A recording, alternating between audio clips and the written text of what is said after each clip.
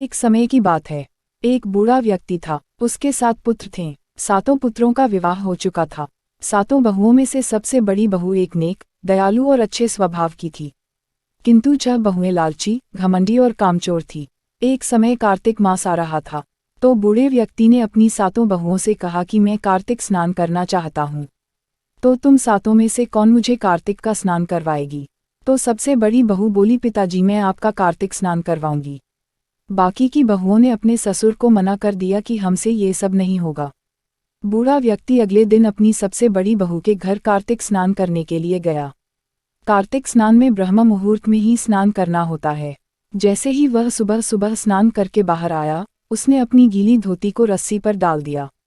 उसकी गीली धोती की बूंदें जमीन पर गिरने लगी। वह पानी की बूंदें मोतियों में बदल गई। यह देखकर बाकी 6 बहुओं के मन में लालच जाग गया और उन्होंने कहा, पिताजी अब आप हमारे घर पर ही कार्तिक स्नान करें। तो बूढ़े ने कहा कि मुझे क्या, मुझे तो केवल स्नान करने से मतलब है। कल से तुम्हारे यहाँ स्नान कर लिया करूँगा। अगले दिन बूढ़ा व्यक्ति अपनी दूसरी बहू के पास गया और कार्तिक स्नान किया। स्नान करने के बाद जब उसने अपनी गीली धोती रस्सी पर डाली, तो उसकी धोती में से पानी की बूंदें जमीन पर गिरी और पानी की बूंदें कीचड़ में बदल गई। यह देख करके बहू को बहुत गुस्सा आया और उसने बूढ़े व्यक्ति को अपने यहाँ कार्तिक स्नान करने से मना कर दिया। बूढ़ा व्यक्ति फिर से अपनी बड़ी बहू के यहाँ स्नान करने लग गया। फिर कुछ दिनों बाद कार्तिक स्नान बीत गया। फिर एक दिन बूढ़े के मन में विचार आया कि क्यों ना मैं सभी परिवार को कार्तिक स्नान के पूर्ण होने पर एक अनुष्ठान करूं और पूरे परिवार को भोजन खिलाऊं। तो बूढ़े व्यक्ति ने अपनी सबसे बड़ी बहू से कहा कि मैं पूरे परिवार को भोजन खिलाना चाहता हूं। बहू ने कहा, क्यों नहीं पिताजी, जैसा आप कहें। बूढ़ा व्यक्ति भोजन का नेता देने के लिए बाकी 6 बहुओं के पास गया। तो 6 की 6 बहुओं ने कहा कि जब हम सब भोजन करने आए तो सबसे बड़ी बहू वहां नहीं होनी चाहिए, वरना हम नहीं आएंगे। उनकी इस बात को सुनकर बूढ़ा परेशान हो गया कि वह अपनी सबसे बड़ी बहू को यह बात कैसे बताएगा। वह वापस घर आ गया और बहू को सारी बात बताई।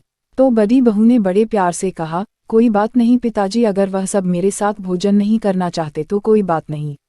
मैं खेत पर चली जाऊंगी और जाने से पहले सबके लिए खाना बना के रख दूंगी। बहू बिल्कुल वैसा ही करती है जैसा उसने कहा होता है। अगले दिन वह अपने लिए 4 रोटी बांधकर खेत की ओर निकल जाती है और वहां पर जाकर के पक्षियों को खाना खिलाती है।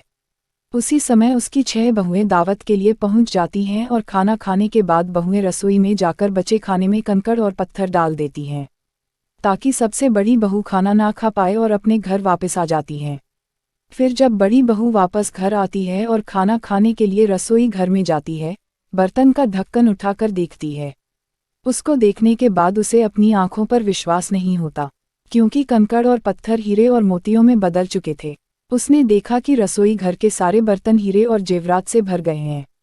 यह देखकर वह अपने ससुर को आवाज लगाती है। ससुर रसोई घर में आता है और पहले तो सब कुछ देखकर वह थोड़ा चौंक जाता है, पर बाद में वह धीरे से मुस्कुराता है और कहता है कि यह तुम्हारे सच्चे मन से की गई तपस्या और तुम्हारे परिश्रम का फल है।